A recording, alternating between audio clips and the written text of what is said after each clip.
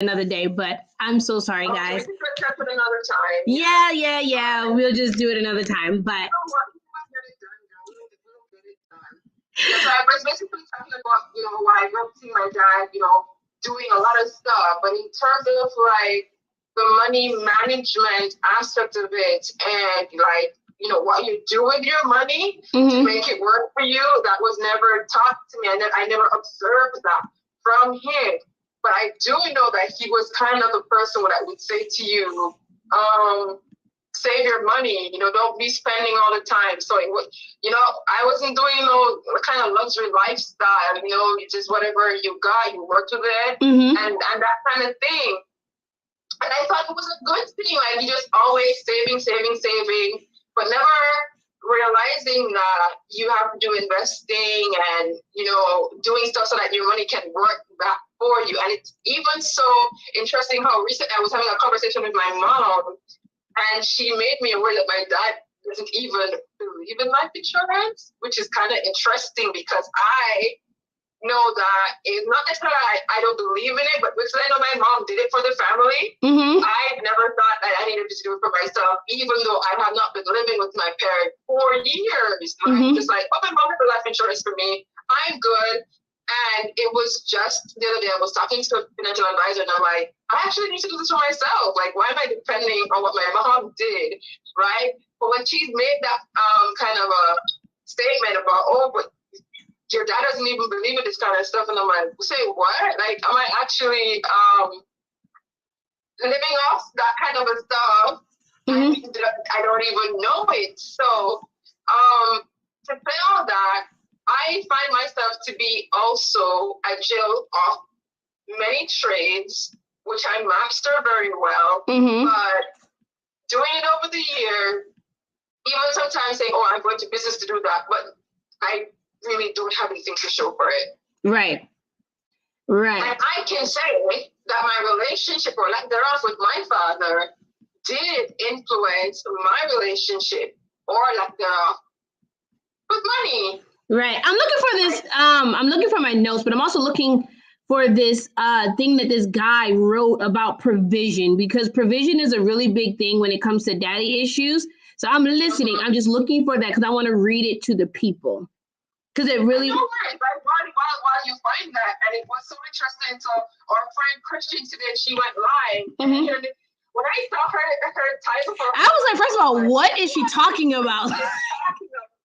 And then when she started to tell her story, it's so similar that some of us who have this scarcity or poverty mindset don't understand that it's rooted in childhood. Because you may be grew up in a home where you were told, we can't do this, we don't have money for that, whatever we have has to share for everyone. And so you grew up into an adult still having with that belief system, and you kind of take it into your regular life. So I definitely agree. It's like, okay, you heard we can't do that. And it's not that I heard it from, because you have your mom and your dad in your home. I didn't have a dad. So it was always my mom saying things like, I can't get that right now, can't do that. She had so many other responsibilities going on. So as I grew up, that kind of like was sometimes my mentality. I just can't do that. Or I had to work so hard to get the things that I wanted. I didn't know what it was like to depend, on a guy. I didn't know what it was like. I'd never asked a man for anything. Like, never, especially after asking my dad for things. At the time, of course, being a kid, I didn't understand that he couldn't do it or why he couldn't do it. All I know is it wasn't getting done. And all I know is that there was a lot of childhood battles, not childhood, but like child support battles about money. So money just became like this focal point. And I was like, listen, I'm going to get it by any means necessary. And that became my idea. And that's what I saw women do. Get it by any means necessary. The men aren't working. The men aren't helping. So as I grew up, I didn't ask no man for nothing because men couldn't help me financially. And then that really translated into my conversations with God, because I was like, I don't want to ask you for anything because you're quote unquote a man and you take too long to do things for me. So that became like my mindset. So I don't know if anybody on here knows about like what an orphan is, but an orphan mindset or an orphan spirit is when you are so independent and you feel like you have to do everything by yourself and you bear all of the financial responsibilities. Like, nobody's going to help me. I got to do it on my own, or we just can't have that. And we begin to live with that limited mindset. And it's not just money, but like opportunities. I can't have that. Different resources. I can't have that, or I can't do that because I don't have that. And we become so limited and held back in life due to the fact of I don't have this tool. And it's like, but what about all of the other things that we do have access to? Like, you may not have paper money or coin money, but you have opportunities, you can have favor, you can have all of these other things. But when you live with the poverty mindset, is like, I'm so limited and I'm so scarce and I have to hoard all my money, all that I have. I can't share my ideas with people because they're going to steal it. I can't do this because people are going to take it. If I give this away, I'm not going to have anything. Rather than having the understanding that, because of a rich kid is not concerned about giving away money because they know more is going to come or is going to come from somewhere else. But when you don't have access to a lot of money, you think, if I give this away, how am I going to get more?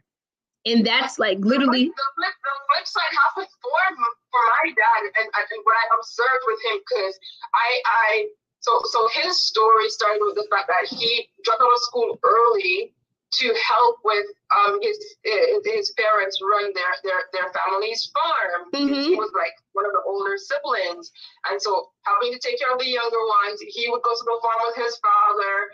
And he went into that too, he went into that lifestyle. So I grew up as a child, sometimes like, quote unquote, being his accountant, like he would get his stuff together and he's like, oh, I'm selling this, whatever, to people.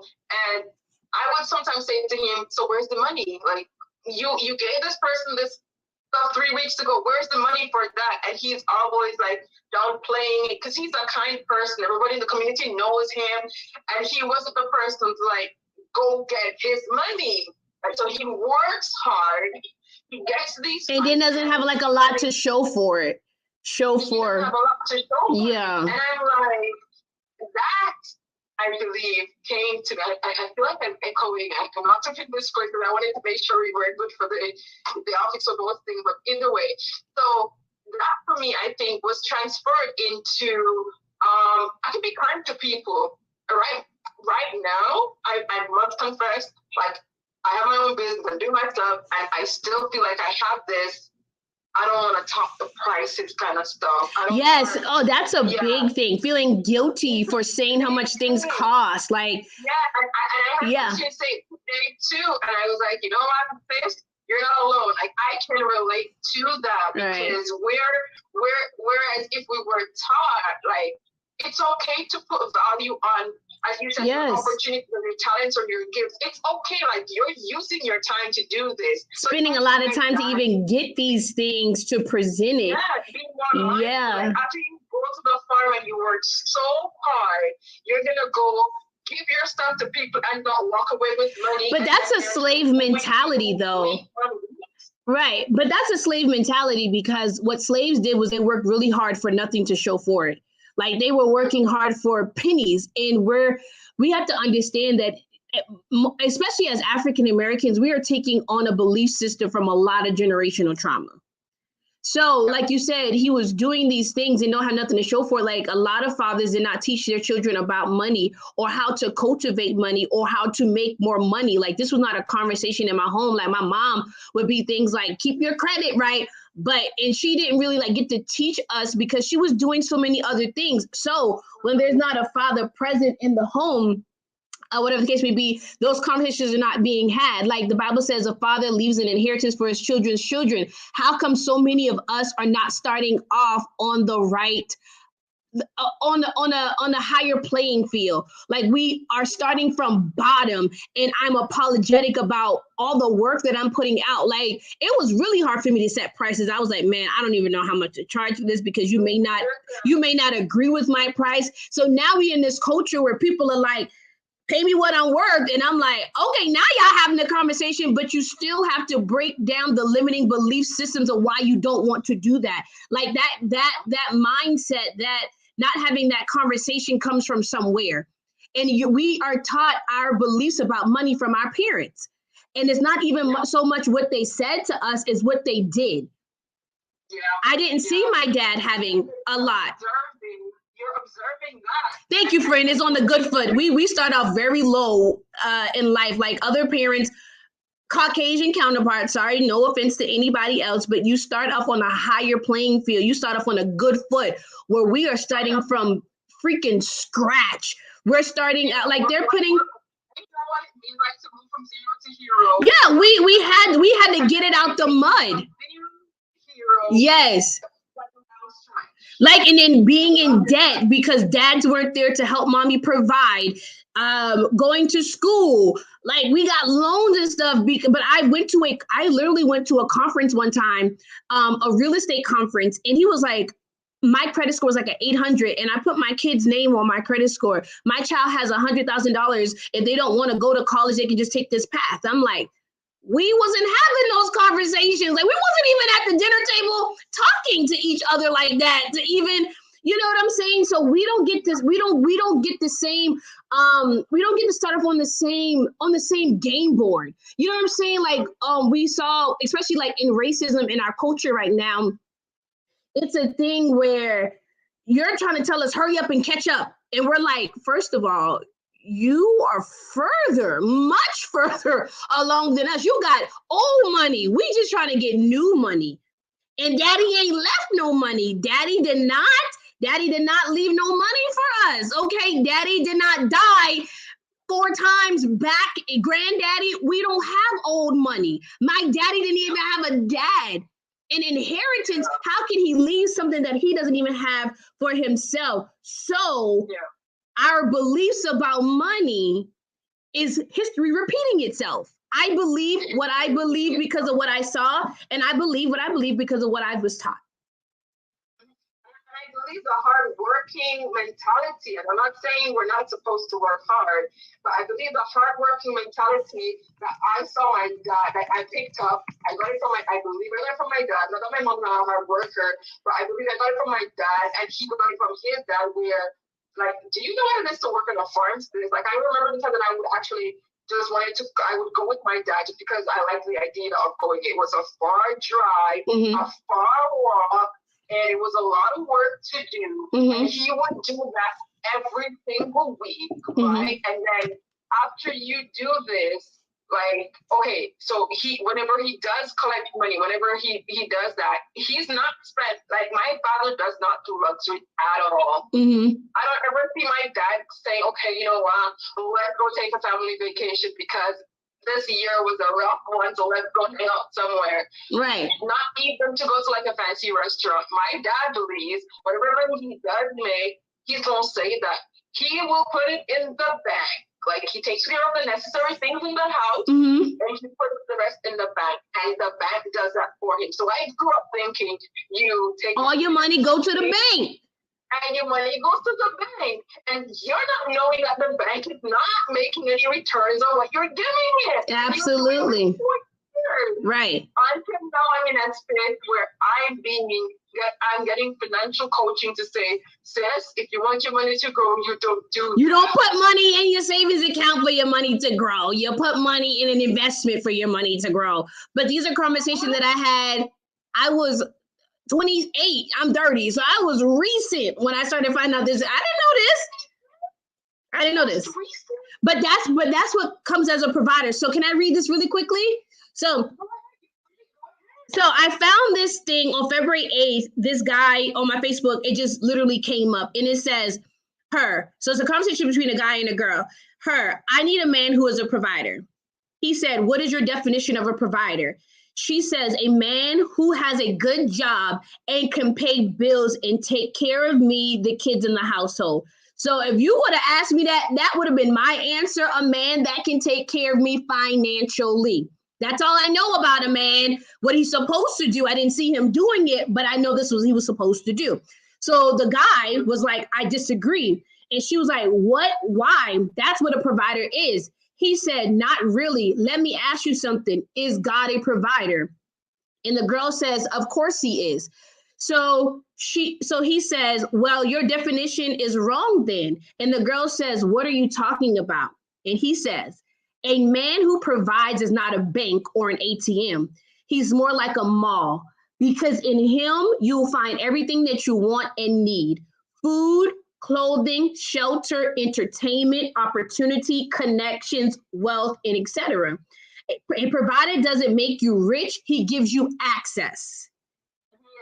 Okay, so yeah, it may be his credit card today, but it could be his hugs and kisses tomorrow. It could be his prayers the next day, or his wisdom to calm you down on another day. A provider not only understands the vision, but he also effectively implements the plan, because a provider has to have a plan, because provision is pro meaning before, in providing for something prior to knowing that before you know you have a need, daddy's already on it, right?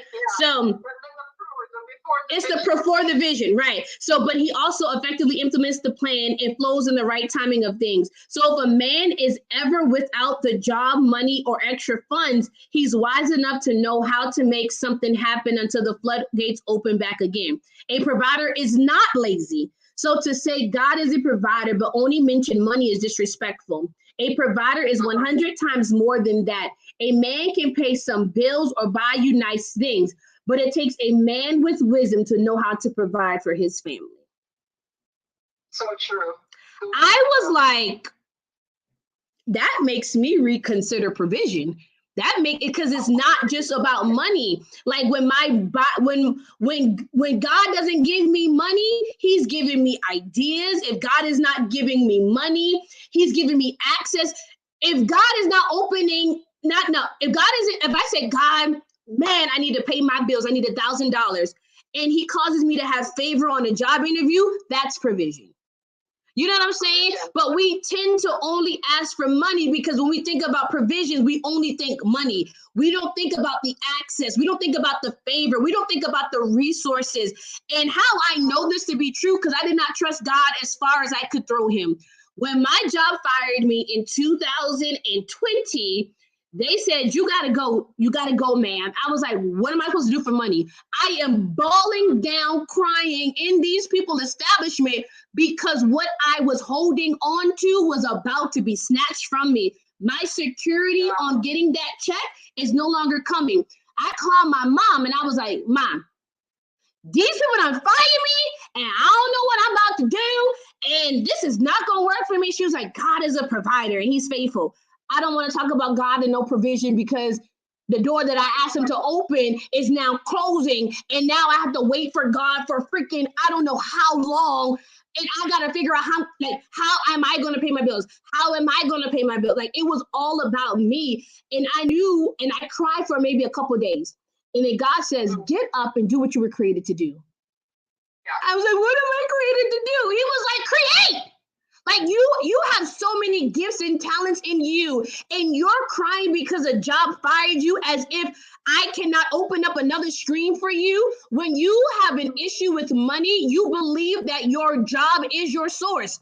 This is who you come to for your money. This is who you come to for your favor. This is who you come to for your access. And God is like, first of all, you've made that your idol. Because you're more willing to trust, some trust in chariots, some trust in horses, but I trust in the name of the Lord. You're trusting in this job to provide for you, and you don't see me as abundant. You see me as restricted to the job that you have. You see me as restricted to the money that's coming into your bank account when that's just a resource. I'm a big body of water. Your job and your entrepreneurship is only streams. And if one door closes, I'll open another one. So why are you sitting here crying again about this door closing? Because this was my security. This was my answer. Money answers all things. Me having a job, God, that is my answer. So you cannot take this job. I need this. And because you were not taught that your creativity is room for your money to come to you. Yes. You didn't know what to do. And I see it was the same thing. Like you're talking and I'm thinking, if I ever had the case where my dad, when he was doing all that stuff and doing it well, pulling money from it, it would have been a whole different, like this, I probably could have just stayed here in Canada with him in Jamaica, funding my lifestyle. Or you could have been like, okay, daddy's getting paid. So if daddy get paid for his work, I should get paid for my work. But because I see daddy not getting paid, well, maybe I can let people off the hook. Well, maybe I can give people extensions. Well, see, but if I saw my daddy out there and he was making money, I would have that same energy. I'd be like, no, daddy was getting it because I want to be like daddy. So, no, you owe me. Run me my check. Yeah. The family house that we have in Jamaica, I got you, sis. 95% of it was built by my dad. He can do that stuff. He tiled that. He did the electricity in there. He helped with the plumbing. I'm saying he does it well. Yeah. So you tell me a man who has, the last time I checked, it's about, and I'm not here trying to brag, but I'm telling you the man's good. And when somebody's good at something, you want to say that. It's probably about 6 or so bedrooms with accompanying bathrooms and kitchens because he rents them to people. So it's one big structure, one big thing that he built basically by himself. Now, if you are able to do that, why don't you have a contracting business? Right. Or a construction business, or whatever you call it. Why don't people know? So your house is now built. Once you out there building houses for other people. Right. So if you're not doing that and not realizing that the message he's sending to me is, oh, you can do here, but you don't have a here business. Right. Or you can let people take advantage of you, or you can just not get anything. You know what I'm saying? We're learning from what you're not seeing. And we're not, and if daddy didn't have and especially if daddy is not there to encourage you. He told me was save your money. Right. Whatever you make, save it. But not make more. You know what I'm saying? Don't spend it. Right. Don't spend it. Don't spend it. So you probably were a hoarder with money. Yeah. Hoarder, You either you keep it yourself by not, doing the fancy stuff that you want to do, or you just give it to the bag with them. So you don't get to enjoy life. You know what I'm saying? As I'm hearing you talk, I'm sure this is what we all process, but save your money. So you don't get to, I live to make money. I don't make to, it's like, you know how the saying goes, I work to live. I don't live to work. You know what I'm saying? And you don't get to enjoy the money. Like, I'm working hard. I labored all day. I don't take no self-care days. I don't get my nails done. I don't go on vacation because money is just supposed to go in the bank. Like, you're just storing it up, but you're not using it. Like, money is supposed to be used. It's not supposed to sit. It's supposed to grow. It's green. It's supposed to grow. But let me tell you something. So as I was studying this, right? Children in father-absent homes are most likely four times more likely to be poor. Yeah.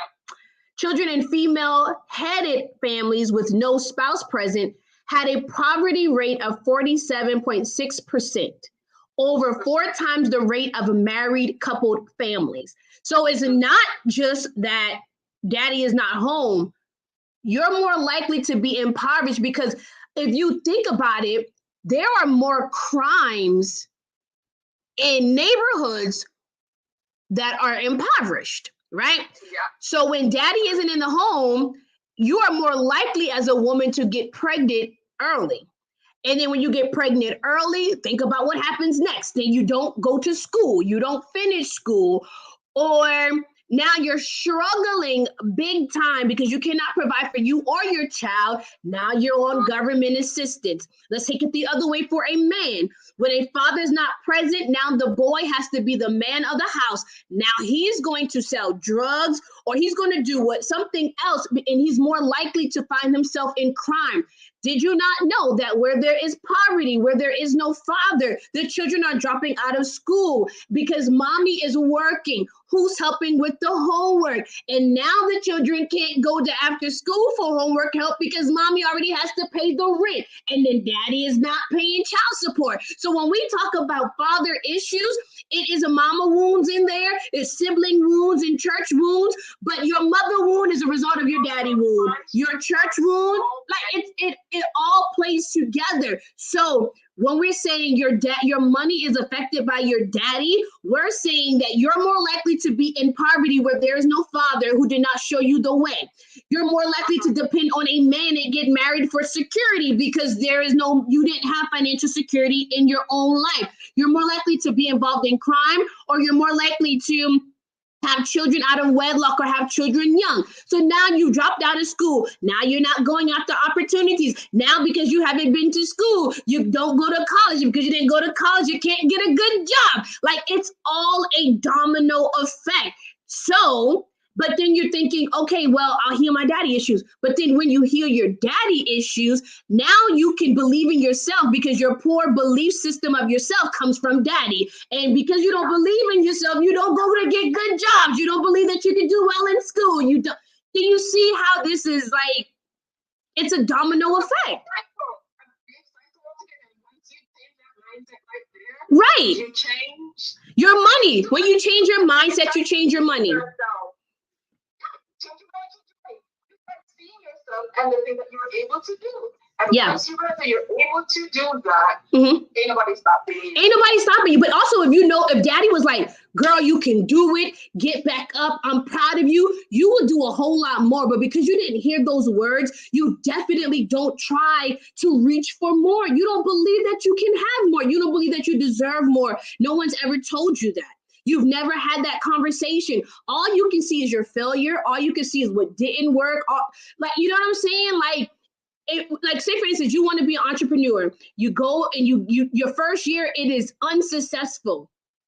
Who are your critics? Who encourages you to keep going?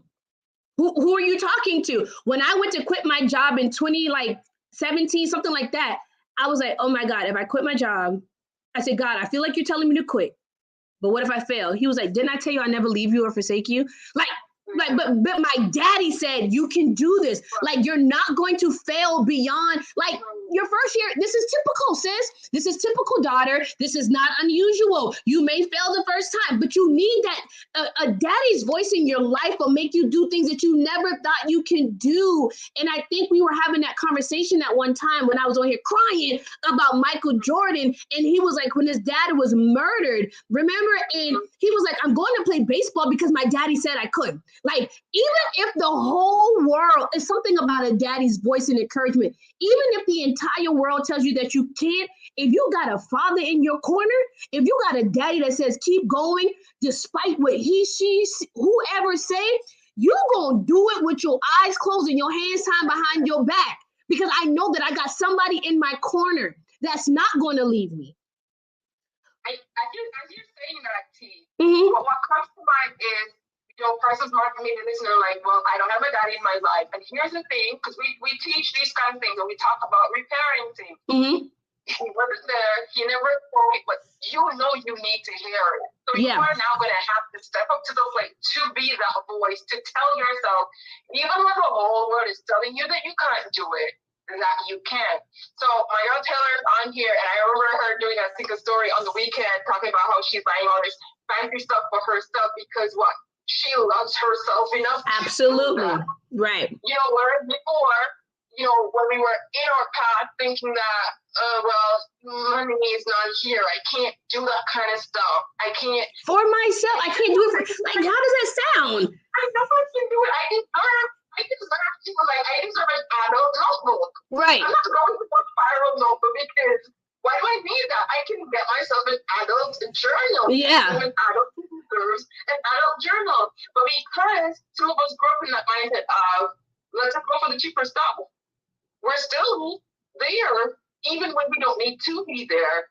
And where's that coming from? Because daddy never said to you, you deserve or bought you nice things. Right. So now, because nobody bought me nice things, you're like, and Taylor even talks about being like polarized. So either I'm going to overspend on things I do not need, or I'm not going to get anything at all. And that's why you need to heal and find a balance and be like, okay, wisdom says I can't afford this, but I also deserve this. So doing something in order to get the things that you feel like you deserve, but you have to feel like you deserve. Like she said, low self-worth. So because you have low self-worth, you cheapen everything in your life. You cheapen your opportunities, you cheapen yourself, you cheapen your body, you cheapen everything about you because I don't believe that I'm worth more. She said your value is not reflected back to you. That exactly. I like the way that she puts stuff. Like I like her a lot. Yeah. Here we talk about low self-worth. Yeah. Related to money, like if you don't put any value on yourself, you're gonna think that the money that you make cannot match up what you really want or desire. Right. But you want to know something else? We also, she said discount it. But another thing that we do is now we tie our identity to money. So for me, I only felt like I was worth it when I had money in my bank. Like, oh, if I got money, yo, I'm safe and I'm secure. I don't need no plan B. If you only have one job, you are one check away from poverty. If you only have one income, you are one income check away from poverty, right? So if you feel like you are now worth something because you got a little bit of money in your bank account, your value is not reflected in what your bank balance says. We have to learn how to I have to ascribe value. I have to ascribe value to things and not allow things to ascribe my value. So true. You know what I'm saying? Like that is like I know people in my life who was like, oh, I got money, so now I'm this and I'm that. No, you're this and you're that, whether you have the money or not. And that goes back to self-worth and belief and all of these other things. But if no one is ever telling you this, you're trying to find everything. This tells me who I am, and you're putting it all together in order to get a story about you and not creating the story for yourself. When there's zero in your account, you're feeling like zero, even though you know you're worth millions. Yeah, but you don't know you're worth millions. You think you think I'm not worth millions, right? You're not feeling it because you feel like there is actually zero right now. Right. And I'm thinking, okay, I'm at zero. How do I wake up? What is in me to get me to the million that I am actually worth? That I know that I'm worth. Because now I know I'm worth it. Yeah. So I want to leave with this. So you have to figure out what are your misconceptions about money. Like you have beliefs and you need to know your beliefs about money. And I'll give you a few. So you may think money is hard to make, and mind you, whatever you believe is your reality. And Taylor always says it. If she says, how does she say it? I got distracted. I saw something just now, but you don't think about your beliefs, you just live them. So if you believe that money is hard to make, and even things I've learned in helping heal emotional wounds is if you're believing this one thing, your brain does not create more opportunities. If you're believing that money is hard to make, all your brain is going to think about is this is hard. Your brain, your subconscious, your Holy Spirit, whatever you're praying to, it's not going to break open your alabaster box until you start believing something different. So if you're saying money is hard to make, money's going to be hard to make. If you believe that money is a source of evil, money is going to be the source of evil. There's a song that says, money comes to me easily, money comes to me fast, money loves my company, and when it comes in, like this should be the things that you're confessing. But does money like your company? Do you speak to money well? Or what do you say about money? What kind of conversations are you having about money? When money comes to you, does money feel worthless? What does money feel when it comes to you? Does money want to stay with you? Does money want to grow? Or does money want to stay complacent? Like, does your money have the capacity to become more? Like, what's really happening with money? Does money feel safe with you? Or does money feel wasted?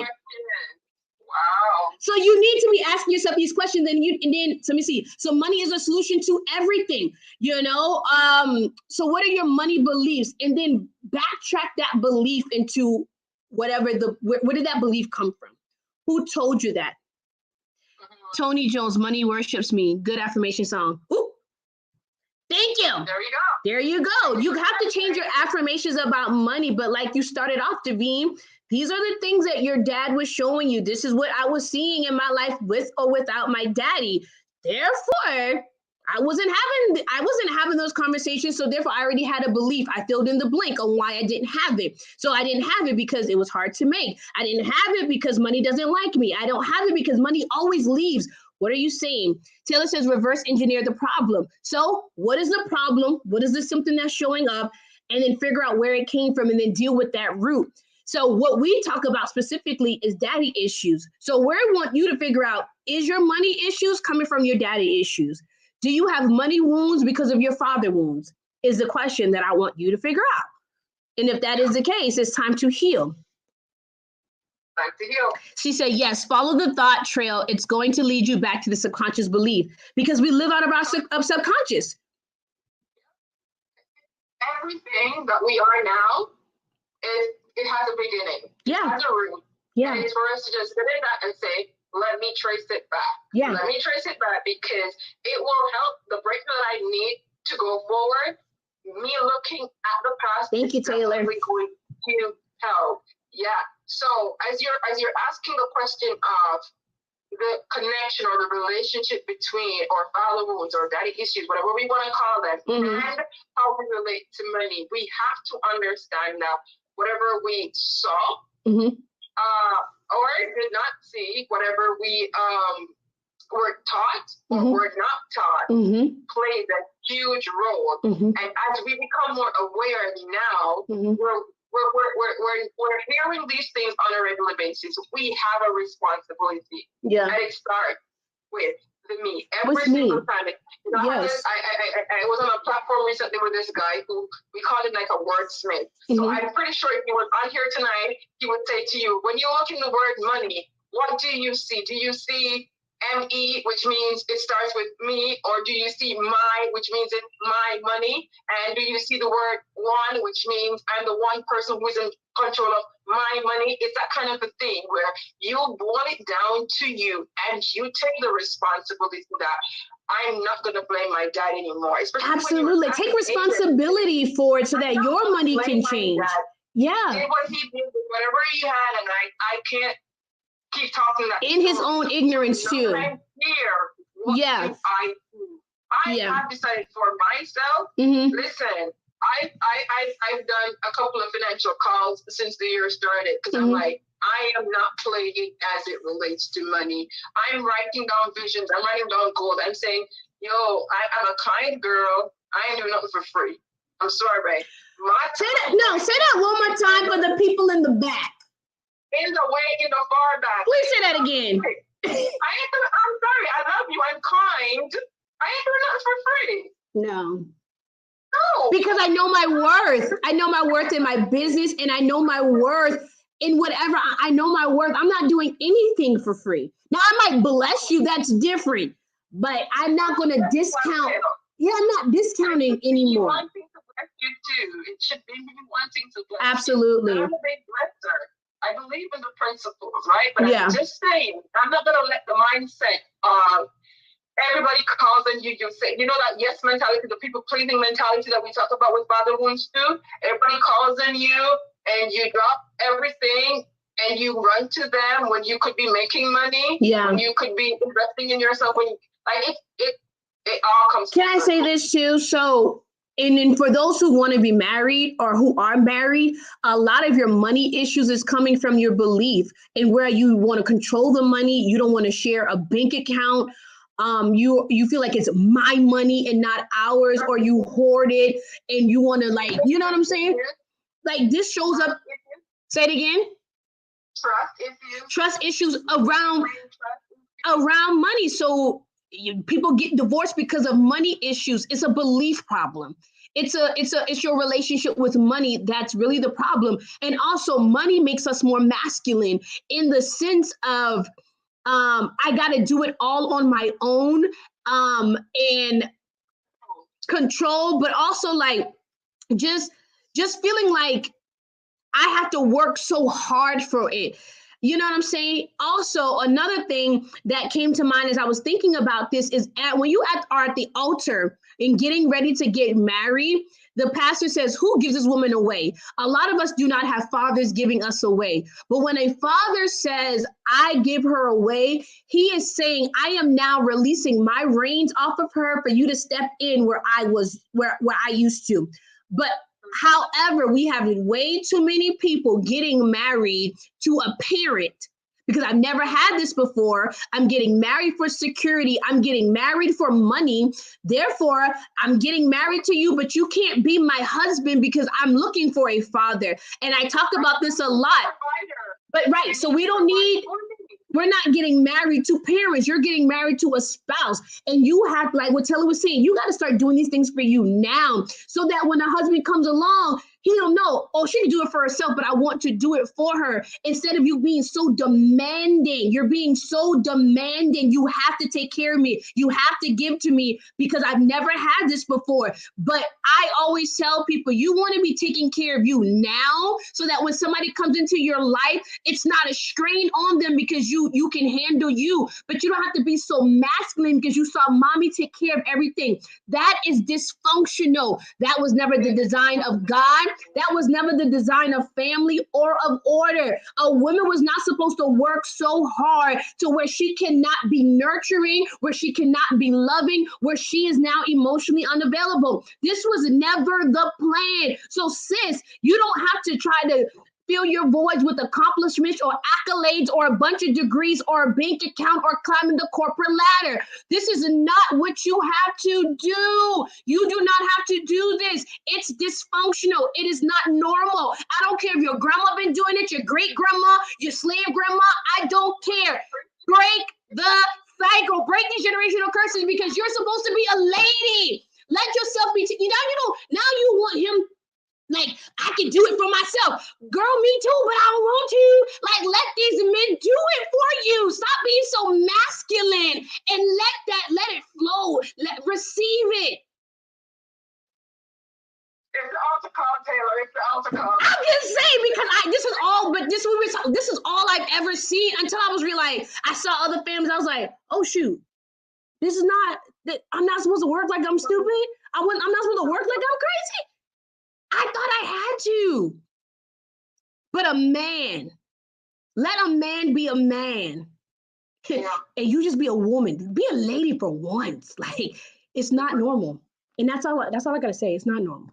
Listen, and I can feel it for those who really had to deal with the fact that daddy was absent, so they're replacing, or the role of partner becomes the role of parent. I understand, but we're telling you, as we lovingly always do in our lives, that you can break a cycle. We are here to let you know that this is not the norm. Yeah. I know we're hearing new normal all over the place, but we're saying the norm is not for you to be living like it's all the time. Yeah. You can break the cycle, because what's going to happen is, and Taylor was talking about it today on her live that she was recording for her podcast, that the lifestyle that we see with the fact that, okay, we're adults, and as children we went through this kind of thing. What do you think is going to happen now? We're adults, have broken the cycle. We are going to pass that on. Yeah. But we don't want to do that. Yeah. Because every time I think about it, like, I do a lot of conversations around different things, and I'm like, I do not want the generation after me saying the same thing. I don't want them complaining about the same things I complained about. Right. Like, I have to do it differently. So create a new normal for yourself. We have to create the new normal for ourselves. We have to. So we're not blaming anybody. We understand. Yeah. We understand that it happened, but what can we do about it now? You're now being informed, right? And that's the reason why we're here on this platform, giving all this information to you. This is the kind of free we do, but the other stuff that we do ain't free, so you can buy into that too. Yeah. And we're going to be naming our prices, like Christian was saying today. She struggled with the whole naming thing. We all did, but right now we're not doing that no more. Right. We're still breaking cycles out here because we were learning. Even as we're helping you heal, we're healing too. We're struggling with our own stuff, and as we become aware, we're showing you that we're doing different. So we got our courses. We got our classes. We got our digital products. We have stuff that will help you. And we're saying, because we know you need the help, you need to buy into it. Break the cycle. Like, fix up your money mindset. And if you want to heal your money, heal your soul, because it's coming from your thoughts, it's coming from your feelings, and it's coming from your actions. So if you want to heal your money, if you want more money, go figure out what's going on in your soul. Go figure out where the root is and get healed. Like she said, we got programs. And like one thing I was doing was I was waiting for like money to come, but money flows from me. My hands are talented. My mind is talented. Worth a lot, you know what I'm saying? And my gift is going to make room for me. So if you want more money, if you want more the capacity, if you not want more capacity, but if you want more money, figure out what's blocking that from happening. She said the people who are afraid to invest are exactly the ones who need to confront the fear and invest to see the return. Absolutely. And stop being afraid, because what are you scared of? I mean, what can you lose? $200 to get? You know what I always think about? Like, we don't always convert the emotional stuff the way we don't work on the emotional stuff the way we do like the other stuff. So if you know that you're tired of taking the bus to work, you're gonna put some money apart and you're gonna buy yourself a car. Right. That's this. If you're tired of the emotional mess that's in your life, if you're tired of not having money, living paycheck to paycheck, if you tired, put some money down and go invest in a program that will help you. Do it. Period. Davine has a program. I have a program, and it's not even about the money, because that's another thing that people say. It's about the money. No, it's not. But I want to create a living from the life I love, and I'm not limited to this. You know, I'm not limited to what you pay me. Like we do this for free. We have different things on different tiers.